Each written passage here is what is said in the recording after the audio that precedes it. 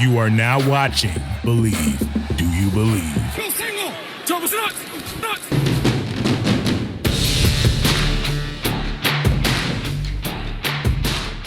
ITG. You know, folks there in West Virginia, they believe in God, country, family, and Mountaineer football, and not necessarily in that order. There will be a product on the field that will match the fans that we have. Come on across the Star City Bridge and on up the hill. You're in the right place. You are in the gun. Because once you enter this family, there's no getting out. In the Gun, episode 155 here of your new favorite WVU football podcast. I'm Wesley Euler, flanked as always by the best teammates in the business. We've got the signal caller, Jed Drenning. We've got our guy, the host slash producer slash Mr. Everything of ITG, Skylar Callahan, with us, as well as our buddy Owen is out in California. He's out west handling some business, got some things going on out there in California. So we're allowing Owen to enjoy his West Coast time. And you'll have this trio of myself, Jed, and Skylar for this edition of ITG once again. Brought to you in part, as always, by our friends at BetOnline, where the game starts. And gentlemen, speaking of starts, we know spring practice is now well underway here. But we will have the return. We will have the start of, once again, here in just a few days, April 15th, the transfer portal opening across the college football landscape. And Jed, I believe, correct, right? This is the like the spring portal, basically, if you will, window. So opening up here on April 15th, right around the corner. And here we go once again with another hold on to your butts. Here comes a portal window opening. This is the IRS portal window, right? The April 15th version. So again, not to get too caught up in this, but you do have a full 15 days in which you can enter. So, and it doesn't really matter if you enter early or enter late. I heard Neal get some questions in his latest presser being asked, do you think there'll be an impact based on our spring game coming when it does later in the month, whereas some were earlier? Who knows? This is all new to us. It's new to Neal. It's new to the staff. But yeah, it's that spring window. The question is, what kind of exodus will we have versus what kind of intake there will be? Sure. Now, it does feel as though it's gone a long way towards stabilizing since the early days of us having these conversations, the Tyke Smith kind of days.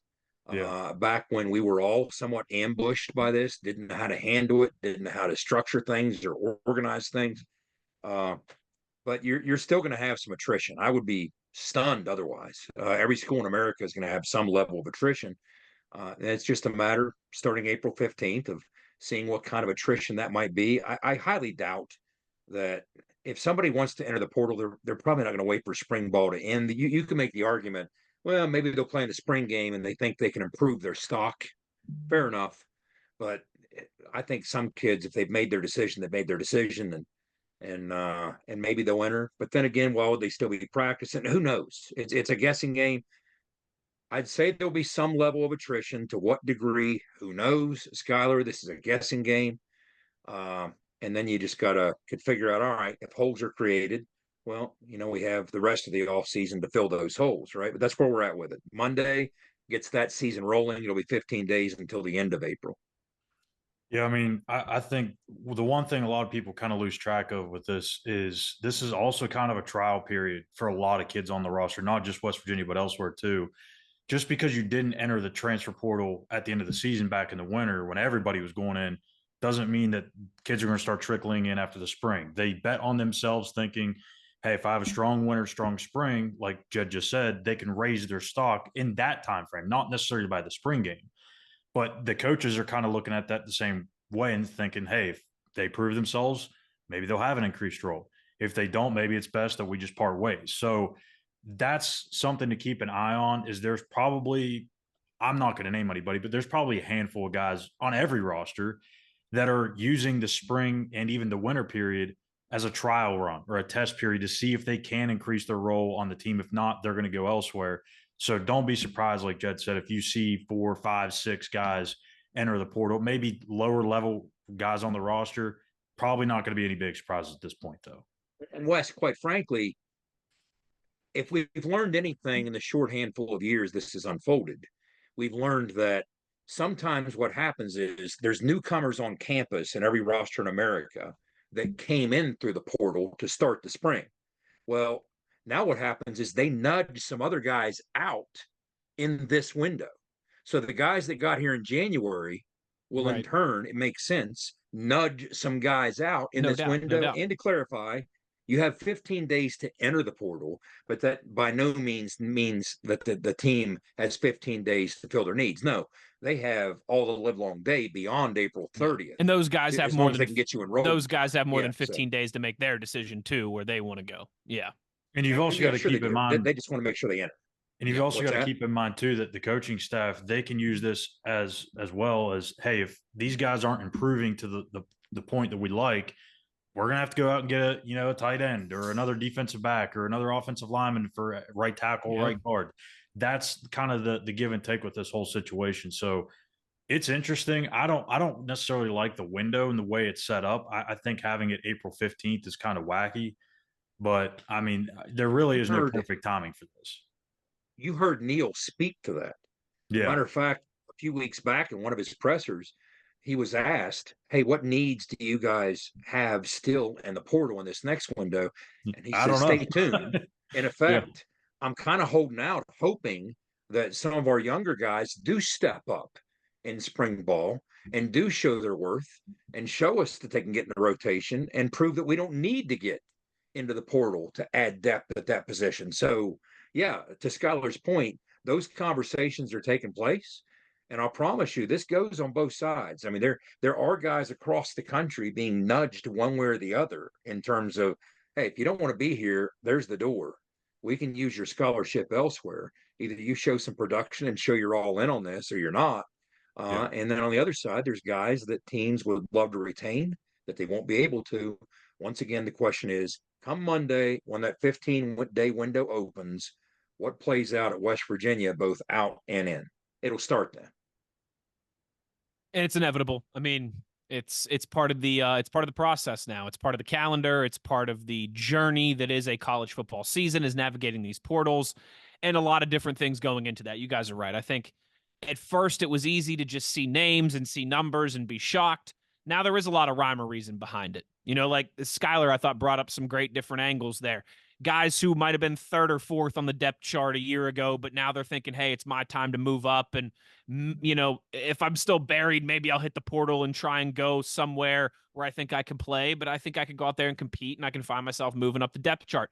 Maybe guys who were a little bit higher on the depth chart. Guys have been added for the portal since then, and they're looking around and they're going, oh, man, I was on the 2 deep, just last semester, and now I'm getting pushed down this thing. Maybe I should look elsewhere.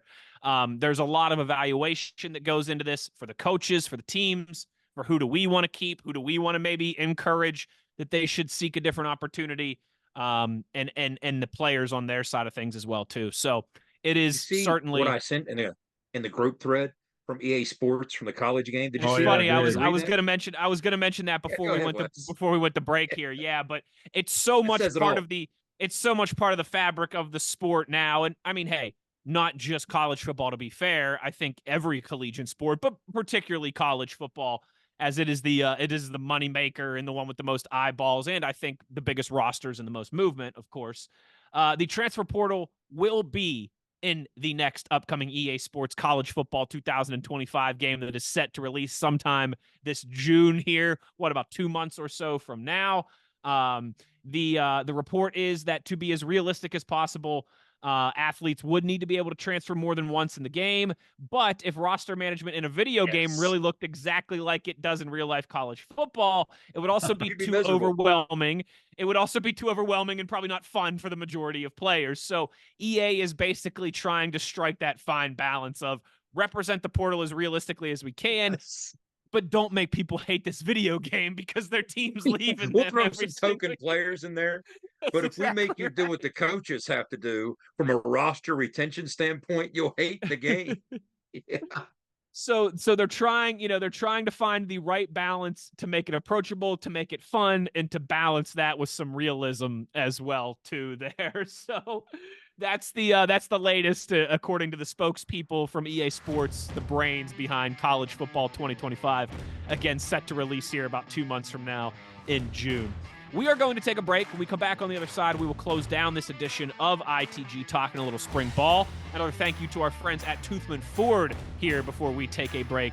We all know cars cost less in Grafton. Make sure you're supporting those who support us, support our athletes via NIL, and Toothman is certainly at the top of that list. We'll talk a little spring ball when we return. You are in the gun.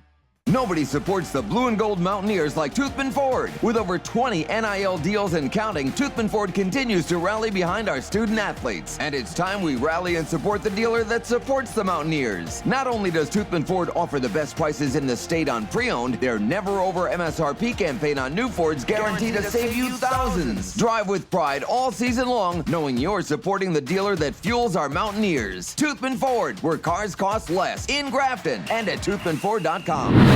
ITG will be right back. Here's Harrison, trouble, stiff arms, the would-be tackler, comes down over the 25 to 20, goes around about at the 15 to 10 to 5, a touchdown with Virginia, he did it! For 20 years, Fortis has been the nation's leader in providing guaranteed roof performance programs for commercial buildings.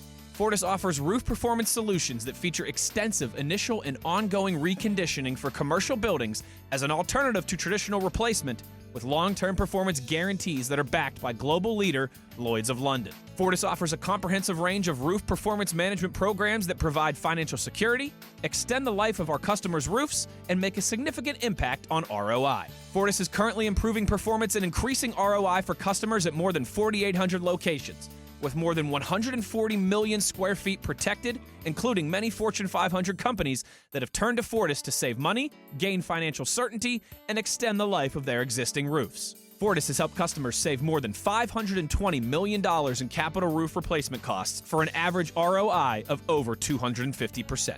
To learn more, visit fortis.us.com. Fortis, roof performance and financial certainty guaranteed. If you work the land, you just got to be a jack of all trades type. There's just too much to do. So if you got to be a welder or a farmer or a ditch digger, that's just who you are that day. Then tomorrow, you can be somebody else.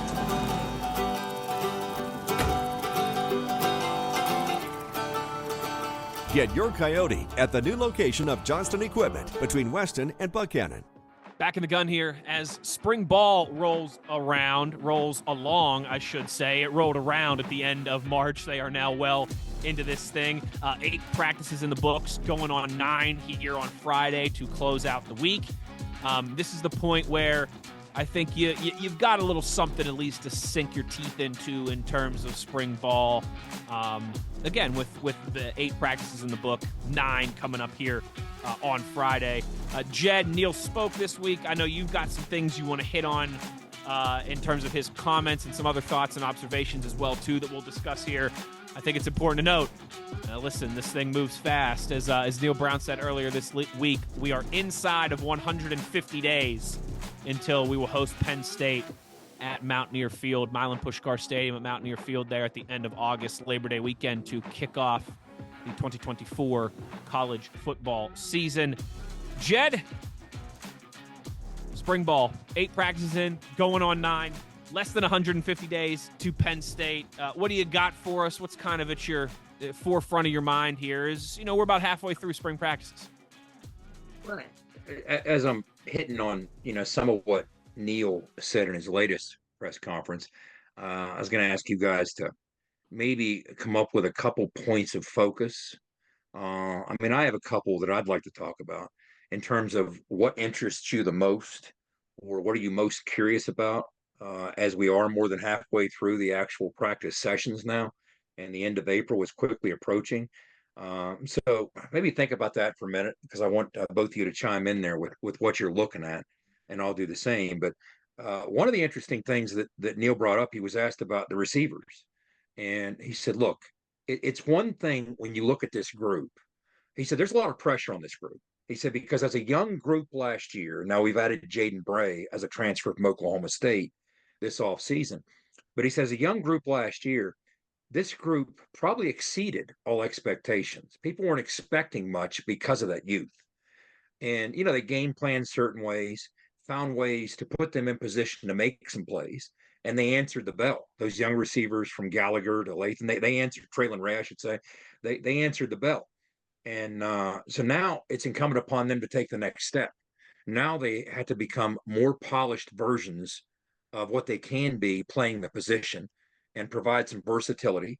They're cross training these guys at the slot positions, at the wideout positions. So from a matchup standpoint, you can get more creative as to how you weaponize each of them with their skill sets. So the question now becomes, and Neal brought this up, can we win because of them? Because they contributed last year and they played a role. But he even downplayed the fact that, look, if you exceed expectations because the bar's set low, is that really that impressive? So now you do have to take the next step as a group. And can we win because of them? And I do think that's something that's worth observing, something that's worth taking note of. I mean, we all liked what we saw out of that group last year, whether it was Hudson Clement, Preston Fox. We talked about Gallagher. But again, when you looked at Gallagher, he was still learning the nuances of the position. He was so incredibly raw. He was a quarterback in high school just because they wanted the ball in his hands every snap.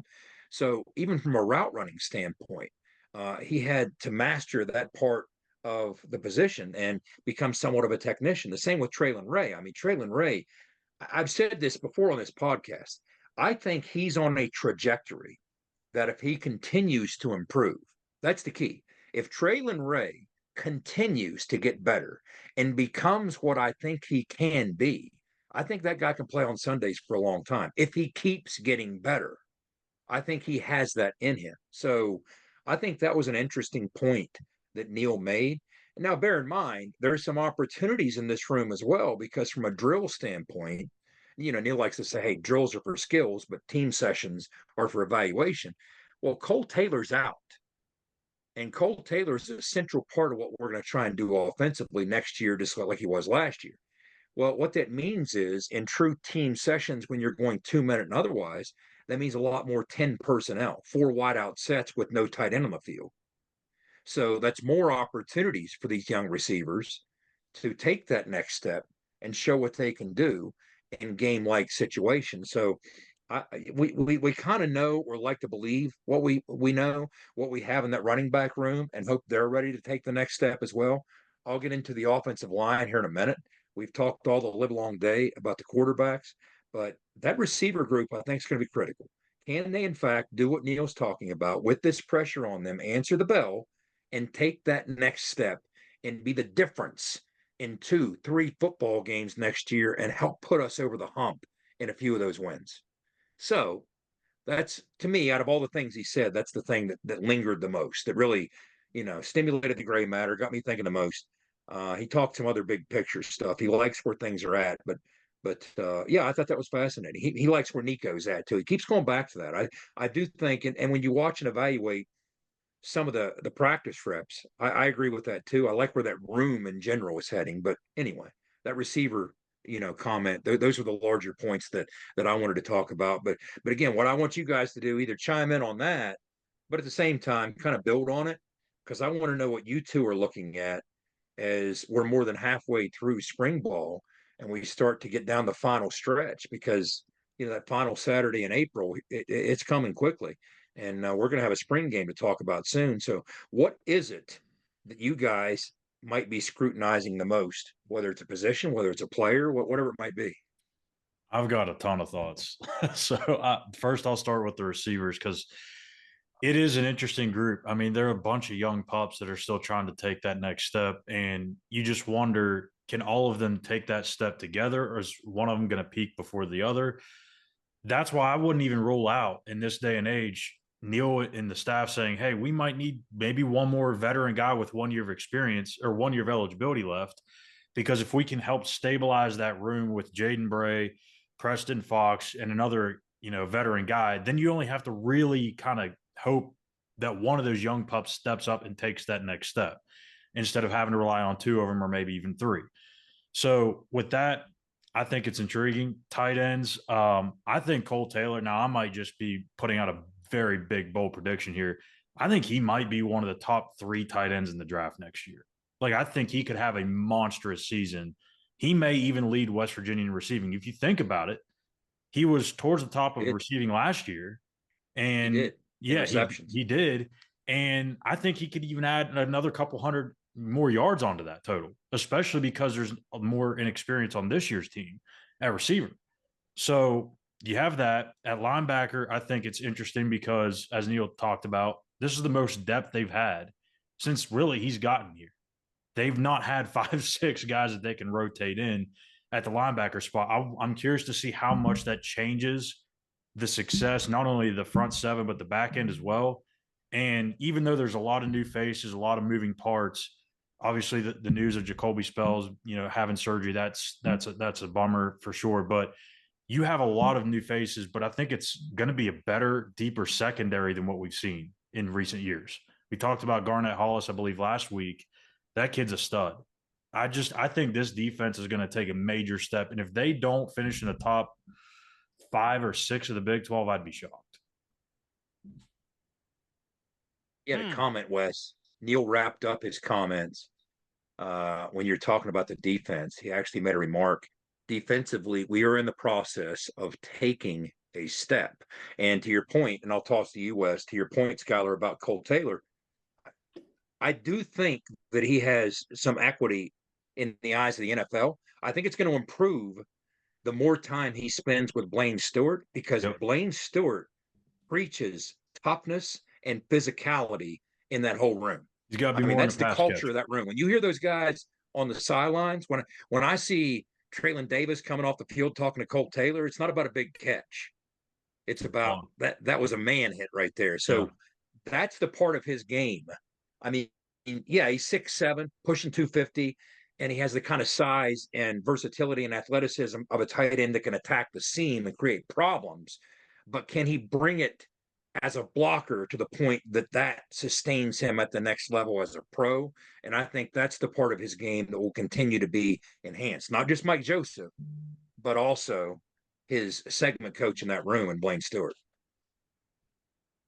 Real quick, Jed, it's funny you mentioned that. Just a quick aside. Like, replays in my head of when Blaine Stewart was still an assistant coach with the Steelers before he took the tight ends coach job at WVU, and like him on the sidelines with the wide receivers and the tight ends, and out in Latrobe in a field in the middle of nowhere, and rookie Pat Freiermuth makes a great catch in the corner of the end zone, and everyone's like, hoo, hoo, hoo, hoo, hoo. And Mike Tomlin walks by and goes, "Yeah, but can he block anybody though?"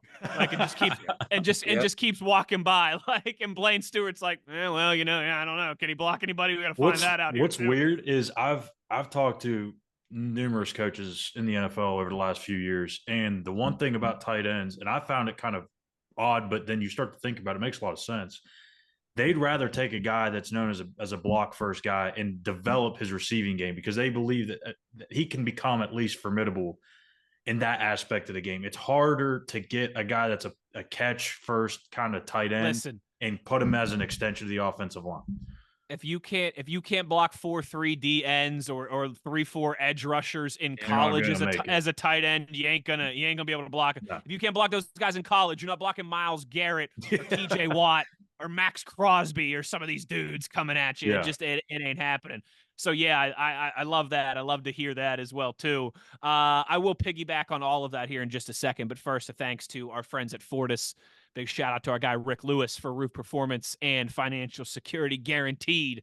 You got to visit fortis.us.net. Gentlemen, wide receivers. Last year, it was a weird kind of balance with the wide receivers where, listen, I don't want to say that they were so that they cost WVU games. That's going too far, but there certainly was not the consistent performances there that we wanted. I think for a litany of different reasons that we could all get into, but a majority of it being the youth and inexperience for a lot of that room. This year, they have the chance to be the X factor, to be what can unlock this offense. Because even with the absence of Zach Frazier, and I know, Jed, I think you said you wanted to talk some offensive line here too, so I'm not going to step on your toes too much. But even with the absence of Zach Frazier, we all think to be a a top 40 or so here pick in the NFL draft, that offensive line should still be very good next season and one of the better units in the conference. We all are tickled to death that they're able to bring Jaheim and able to bring CJ back, right? We're all tickled to death that you've still got Garrett Green and you managed to keep Nico Markiel. We're all tickled to death that Kole Taylor, as Skylar just laid out, might be one of the top 3 tight ends drafted in the NFL draft next year, baby. I mean, look at the offense. You feel very confident, I think, in every aspect of that offense right now, except for the wide receiver room. And that's not to say you don't have any confidence in them or you doubt them or anything like that. But everything else, it's like, oh, yeah, Garrett Green and Nico, check. Jaheim and CJ, check. Kole Taylor, check. Wyatt and this offensive line and all those guys coming back, check. The wide receiver is the X factor. The wide receivers are the X factor for this offense. They can be a very good offense without great performances from the wide receivers still. But if they want to be a great offense, if they want to be one of the best in the conference, if they want to be an offense that can win double-digit games, maybe contend for a conference championship and a potential playoff spot here as well, too, in the first year of the expanded playoffs, those wide receivers have to be putting their hand in the pile. They have to be contributing like we know the quarterback room is, like we know the running back room is, like we know the tight ends and the offensive line are going to be as well. That's how you can really see this offense being special. They can be damn good without those wide receivers taking off. Yeah. But if those wide receivers take off, watch out. They can be legitimately not just one of the best units in the conference, but one of the better units in the entire country. So we said that this to me is last a huge year, Wes. factor. Sir Wes, we said this last year about the offensive line. We talked in the preseason about you can find a path to greatness for this offense, but not a path that doesn't involve the offensive line paving it. Exactly. Now, we'll get into the offensive line in a minute and how critical that's going to be. But I kind of feel some of the same vibes out of that wideout. Now, as a guy who spent part of his life calling plays, designing game plans, you can take a talented guy, and if he has talent, like Traylon Ray, like Rodney Gallagher, you can find ways to put him in position to make a play and help you. But it's a much heavier lift. What we're talking about is when they take the next step, it's not the heavy lift. Now you're simply running the offense. Neal Brown isn't having to burn the midnight oil just to find ways that they might understand as young receivers to get out of their own way and just make a play in space. He can just call a play. He can call a mesh route. And by virtue of what the defense does, whoever breaks open as the target, because the way the defense reacted, you're not doing anything special to get them the ball. He just happens to be the open guy in the concept. Now they catch it and on the run, make something happen after the catch. That's what we're talking about. That's exactly what we're talking about. Those are the types of things. We always say that dual threat athletic quarterbacks make brilliant play callers because they can get you out of so many problems off script. The same type of thing can happen with these types of players on the perimeter that can make things happen after the catch. So, yeah, win more 50-50 balls, but also make more plays after the catch. And that's exactly what we're talking about. Last year, I saw Neal going above and beyond to find ways to create isolation situations, to get Traylon Ray in space, to get Rodney Gallagher the football in his hands. When they take that next step, now you're just running the offense. And whoever the open guy is, it can be Hudson Clement. It can be Preston Fox. It can be Rodney Gallagher. It can be Jaden Bray. It can be Traylon Ray. Whoever it is, now, if they reach that point that we're talking about, whoever the open guy is, catches the football and hurts the defense. Not because of some exotic thing that Neal and the offensive staff had to manufacture, but because we're running the offense and Garrett or Nico made the proper read and delivered the football. And speaking about Garrett, we like to talk and indict that 53-54% completion percentage. And we like to talk about the offseason project of trying to get him to the mid-60s or higher. That's not going to happen without this room taking the type of step that we're talking about it taking. Yes, Garrett's going to have to be more accurate. We're going to spend future episodes breaking all that down. But one of the things that's going to have to play out, this receiver room is going to have to bring it and help that happen, make that happen. And I'll say, too, for the young guys last year, like if you don't really realize how much of a role that those guys played. Just think about this: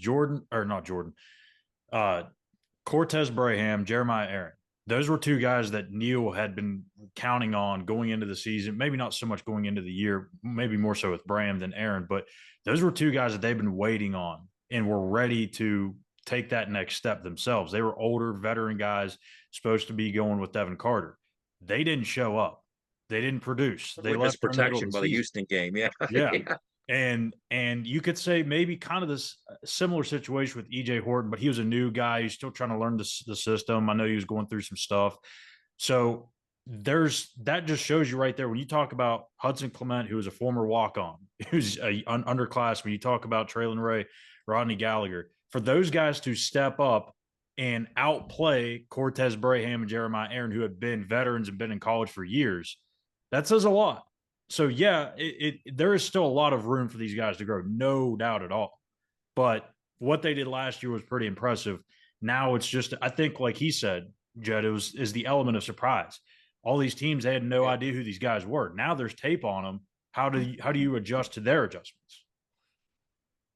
Yeah, that's always the catch when you have a successful freshman season, right? Was you ain't surprised. You ain't surprised. That's a big part of the reason why it's so often, right, that then when these guys, after that freshman success, like they almost never plateau, right? They either get better or they get worse. They have the sophomore slump or they have the sophomore step forward that we talk about because ask yourself, Wes. You're not surprising anybody anymore. Ask yourself this. Think back to when we were humming with the ground game a couple of years ago. And we always said that, look, we were somewhat one-dimensional.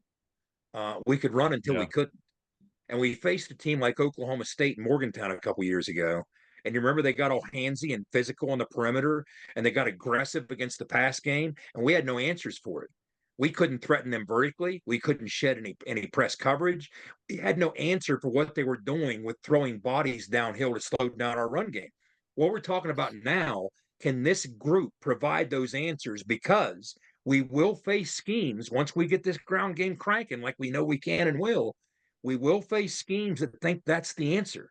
Yeah. So then do you counter with being able to make plays and capitalize on that and punish them for doing that, as opposed to getting held to 3 points and getting blown out by Oklahoma State at home, which we did a couple years ago? Can we take that next step? It's a great point. It's going to be a big part of it, without a doubt. Another thank you to our friends at Johnston Equipment, our newest friend here of the program. Make sure you're checking out their newest location. Route 33, right outside of Weston. Jed, you said you had some thoughts on the offensive line, dear signal caller. Well, speak now or hold your peace till next week. Yeah, the two things that I'm focused on as spring ball marches on, I'm looking at the offensive line. I'll hit on that, and then I'm looking at defensively the possibility of some turnovers, and I'll explain why. But we take it as a given because we fortified and established, Matt Moore has, in that offensive line room. The culture of that room is rock solid. It really is. It was established. It started in 2020 with Zach Frazier arriving during the COVID year as a true freshman. And then we had the addition of Wyatt. We had the addition of Tomas. We had the addition of Doug Nestor. So those guys have led by example and called people out. So they've done everything right. And the culture of that room's never been better. So we like to take it as a given that, yeah, because we bring back so much, you can kind of just continue on and take that next step. Maybe so, probably so. But at the same time, I don't want to take as a given. You can't replace one of the greatest players in the history of the program without a couple of speed bumps and hiccups. Zach Frazier. It's difficult enough to replace Doug Nestor. Doug was the vocal leader of that room. He's the guy who would vocally call people out. Zach's the guy who led by example and helped establish that culture in that room as much as anyone.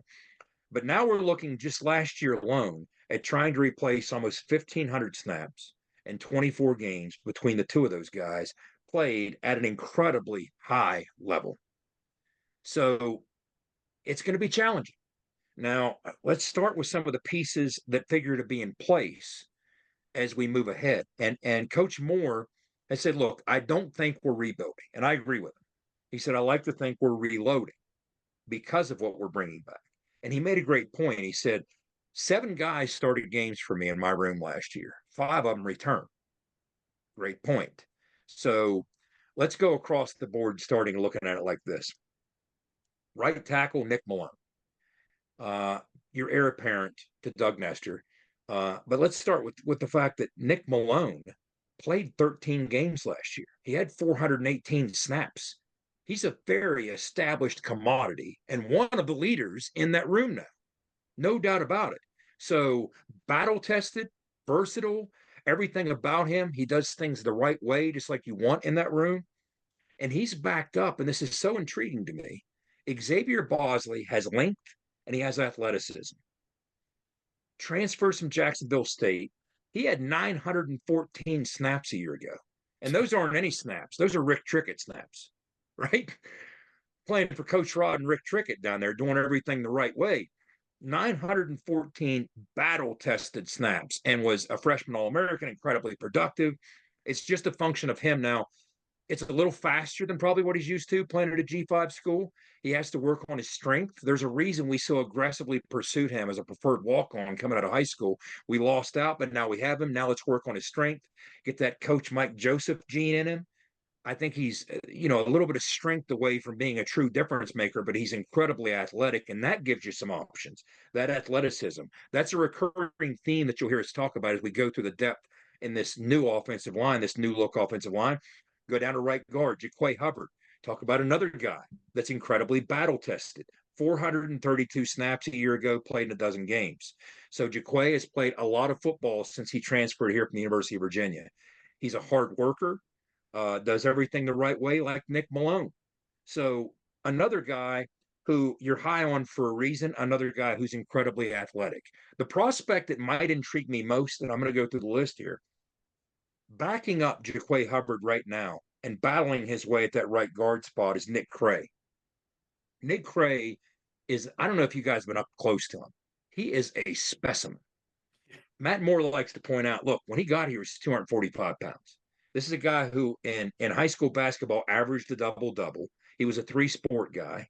He's 305 pounds now, and there is no fat on that guy. He is an athlete and an animal. I mean, I think his future is incredible. I really do. That's your number 2 guard. So now let's move down to center, where you're looking for somebody you can't possibly hope to replace Zach. But what can you do to fortify that spot with Zach's departure? Well, let's go to Brandon Yates. Brandon Yates is a guy who, talk about versatility. He spent 2 years at left tackle. He's played both guards. And not only did he start the bowl game at center, but a lot of people forget all of last spring, guess who the starting center was, because Zach Frazier was on the shelf with an injury? Brandon Yates. And the way that Matt Moore rotates his offensive line in and out, what Brandon Yates did as the number 2 center behind Zach last year, over the course of 9 practice reps, he'd go 3 at center, 3 at guard, and 3 out. 3 at center, 3 at guard, and 3 out. It's not by accident that we didn't miss a beat. When Zach showed the courage that he did, made his way off the field and stone cold off the bench, here comes Brandon Yates into center, okay, to make those snaps. Behind him, interesting battle going on. Landon Livingston has taken some strides. Cooper Young, another young guy. Both those guys are repping it out behind him. Now, these are all guys that, to Matt Moore's credit, he found a way to get these guys some reps under fire last year. Both of them played in a couple games. And Livingston's a case 3 games and Cooper's 2. Move over to the left guard spot. Here's where it gets really fascinating because Tomas is out. We know what we think of Tomas. I think Tomas is another NFL guy. He's the next on that list, former freshman All-American. He's out because of the injury, so he'll return. But right now, you have Solly Weedman and Mo Hamilton. Now, I remember watching tape on both these guys when they were coming out of high school, and they're both physically just everything you would expect and the kind of nasty streak that you would want out of an interior offensive lineman. Like both of them did. Mo Hamilton did not play last year. Solly Weedman showed up in 5 games, had 50-some reps. Again, credit to Matt Moore. Those are teaching moments. Now you can sit down on tape after those games and say, hey, here's what you did right, here's what you did wrong. But here's what I got to wonder. I go back to what I said about Brandon Yates last spring. Brandon Yates made the most of an opportunity because of the absence of Zach Frazier. Is somebody going to make the most of the similar opportunity with the absence of Tomas Rimac? Is it going to be Sully Weedman? Is it going to be Mo Hamilton?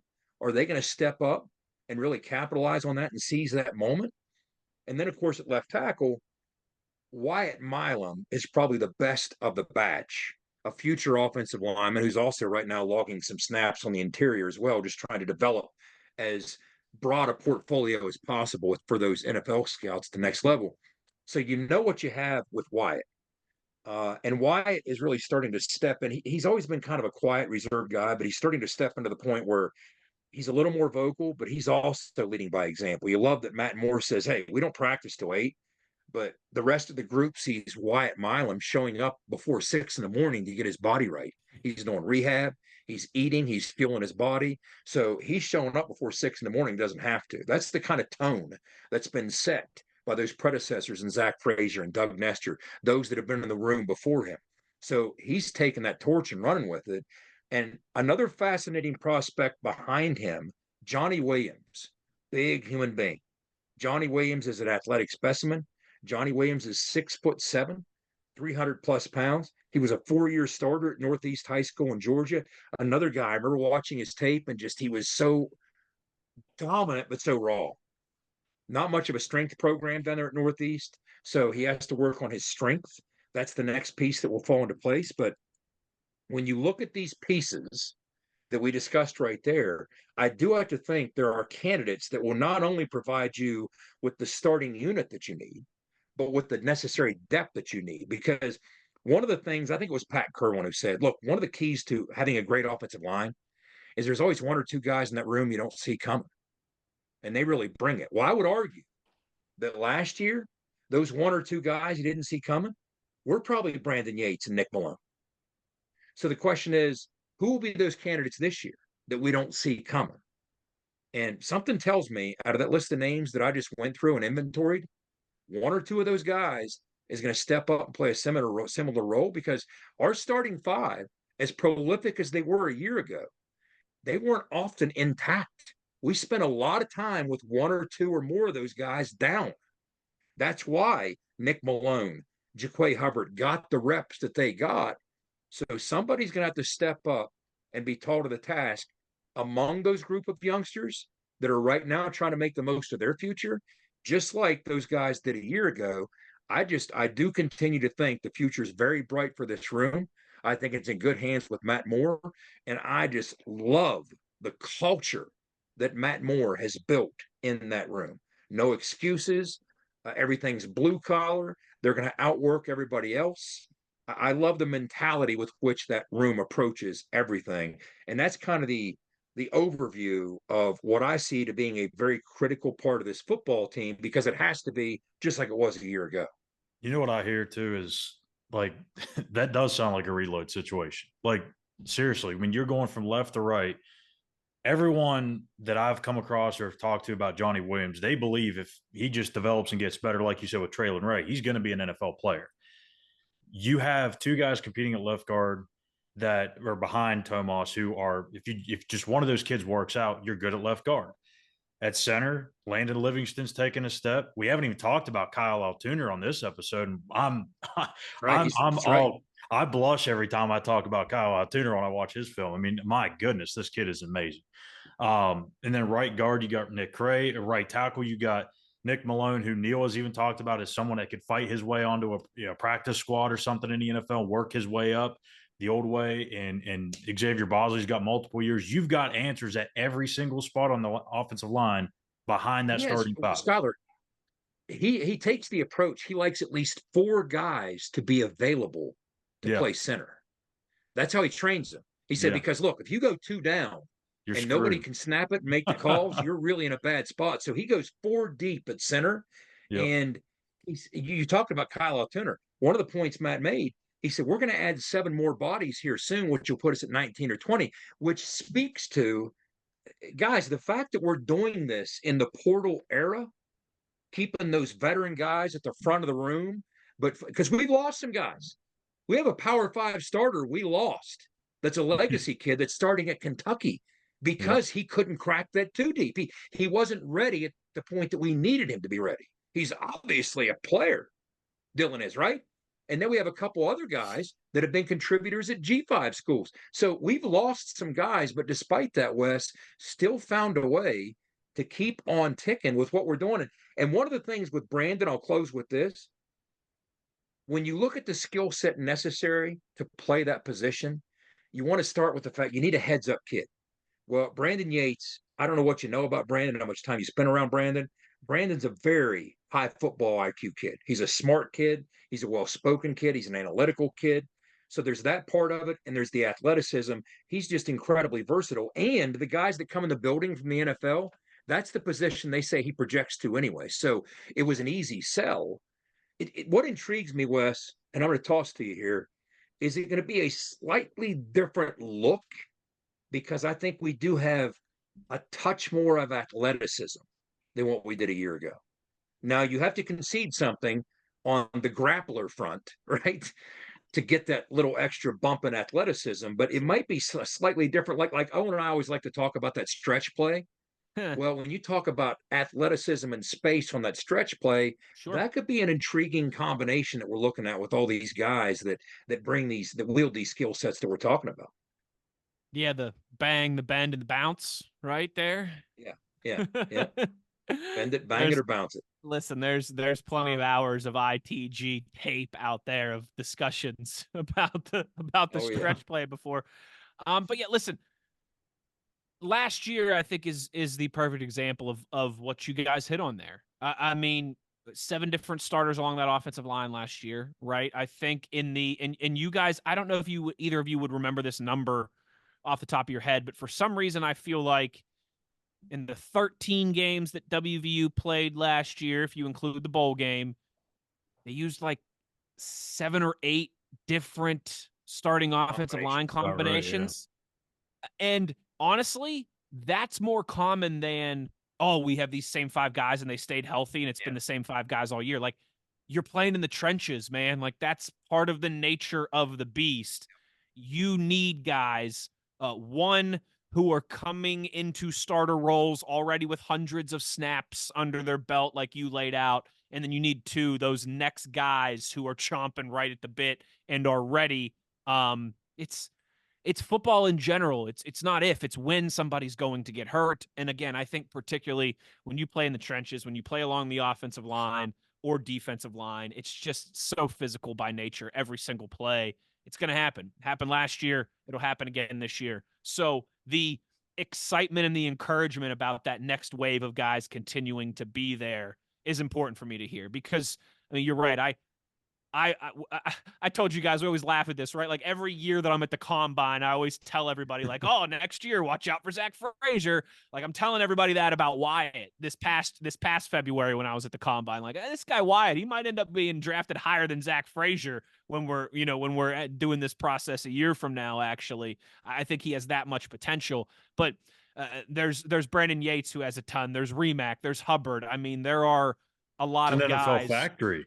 The Matt Moore's developing. I mean, I tell you what, move aside Georgia, move aside Georgia here now, move aside OU. That's right. LU, that's what we are. Yeah, that's right. That's lineman universe. And I would say too, like, it sucks that's encouraging. Zach, that's what you need. It sucks that Zach got hurt, right? I mean, everybody wishes that never went down, but for Brandon Yates, that was so invaluable for him to be able to get in that 4 snaps in that bowl game on a whim, and then or in that Baylor game, and then do it in the bowl game as well, because you have game tape to go off of. You're not just getting thrown into the fire in spring practice, even though he's done it before. So right. You have the game film to go off of. And Skylar, he's now got as much as, and we could speculate about this all that we want, and I don't know if Zach ever actually gave an official answer to this on the record. I assume Zach would have played in the bowl game. I mean, I don't know if he wouldn't have gotten injured against Baylor. Listen, yes, he's going to be a top 40, top 50 pick in the NFL draft. He would have had every reason to sit out against North Carolina, and nobody would have blamed him But I think he would have probably played. We probably all agree Definitely. he would have wanted that one. He would have wanted that one last time, that one Let me last tell you win. something. Wes, I'm going to get cast as James Bond before Zach Frazier would have sat out in a West Virginia bowl game. Yes, exactly. Thank you very much. That's right. You know what they say happens when you assume, but I think we can assume on this one that he would have played. As much as we would have all loved to see that too, and he deserved that moment. The silver lining is Brandon Yates not only got that experience of literally being thrown into the fire down in Waco, he also got to prepare for a game as a starter at center, right? So it's not just that he got the reps, he also got the opportunity of what's my prep look like? How am I game planning? How am I going about the practices? How am I? It's that I think is invaluable too. Not just the experience of getting snaps, but the experience of preparing as a starter for a bowl game is pretty. We always say bowls are like an extra spring ball. Yep. So this is his his third spring ball as the starter, if you count last year when Zach was out. That's a good point. So I think there's a lot of reason to think those guys can keep humming and maybe even be a little bit better in certain ways. And particularly, I think when you consider the talented legs that you have at quarterback, along with CJ and Jaheim, I mean, it could be a very special year for that offense, for that unit. And gentlemen, I think that's a pretty dang good outline of everything we got going on. I mean, anything last year before we close this down and I give the farewell? Anything else? Speak now. I'll toss a couple comments out. We can get into this more granular in the future, but I think one of the fascinating things to me on the defensive side, Wes, I'm not going to get particular about the personnel or anything, but I do think the body types we're bringing in are a great fit with what we're doing schematically. We took that turn a year ago from a more conventional even front scheme to a 3-4 scheme. And it was somewhat on the fly, but it was stitched of necessity. Well, now what you got is you got rooms that are more populated to the needs of that scheme. And the production that we saw, just a couple of numbers that I'll throw out for you that stand out to me. Last year, West Virginia led the Big 12 in sacks. And yet we had nobody with more than 4.5. Yeah. So it was very distributed from the top to the bottom. A lot of guys pitched in. And I'm pretty sure that's the first time, and looking at my notes, I can't even read my own scribble, that we were in the top 3 since joining the Big 12, or maybe the second time. First time since 2019. And then when you look at TFLs, we were number 3 in TFLs, and that's the first time since 2018 when Gibby was here that we finished in the top 3 in TFLs. So that's year 1 in this new scheme. Now, that's a lot of pressure that you're ratcheting up and you're applying to the other side. And that's before you start to populate your scheme with some Tyre Frenches, some TJ Jackson, some guys. Forget the guys on the back end. I'm just talking about on the front.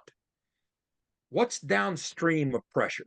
Traditionally, conventional wisdom in the game of football, and I'm sure they've been saying this since Rutgers Princeton in 1869.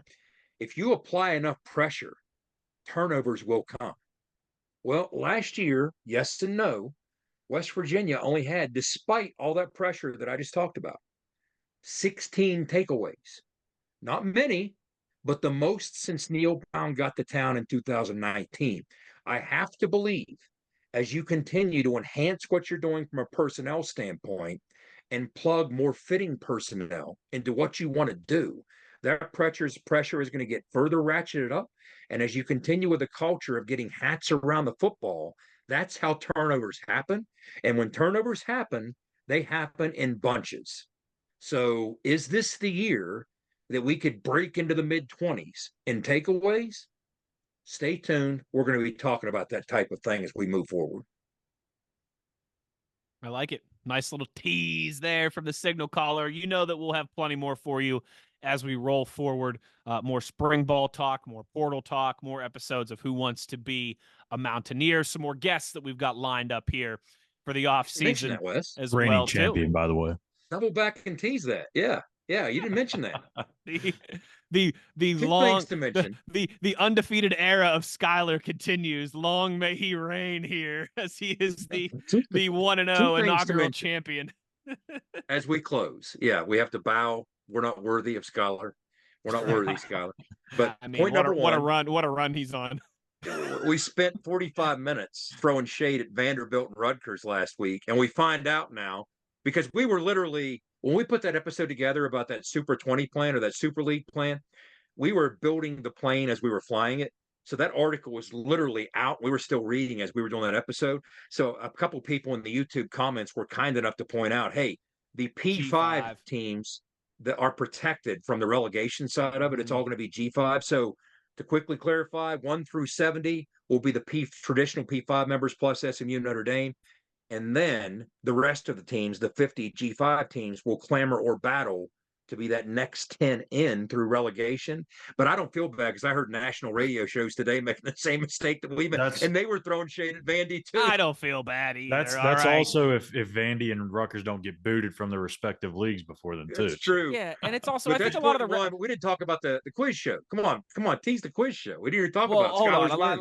Just real quick. First of all, relegation for everyone or relegation for no one. All right, that's my thoughts on all of that. Relegation for everybody or relegation for nobody.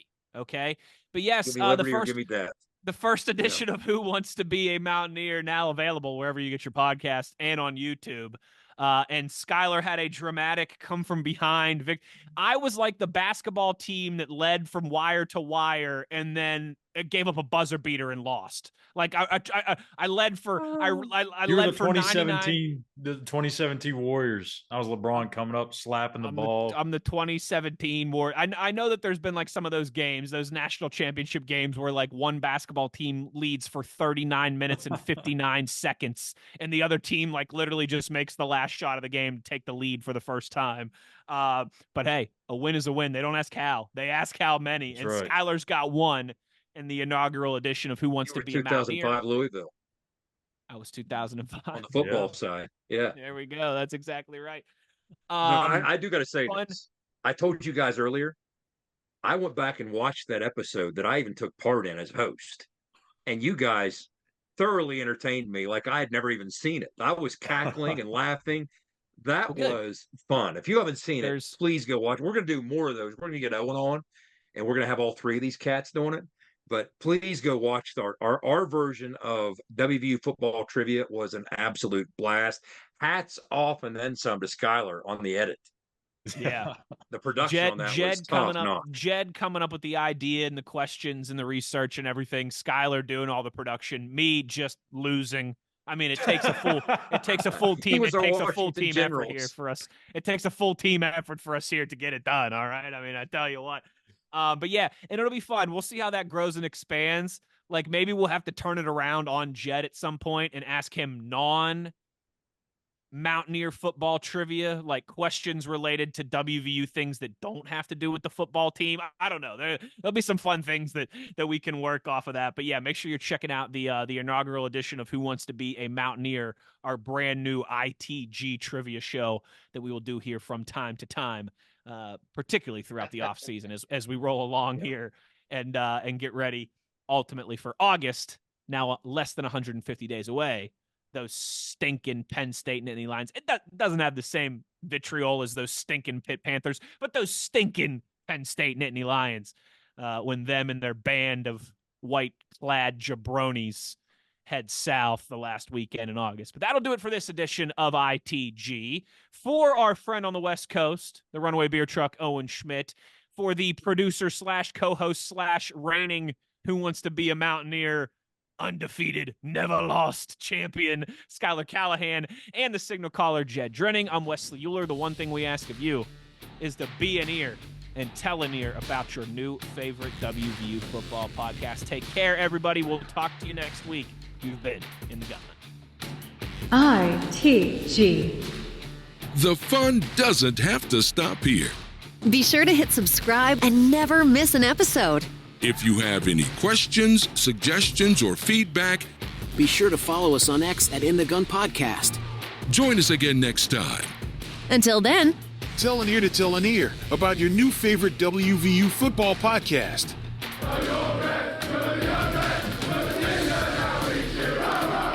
This mission is over. It's over.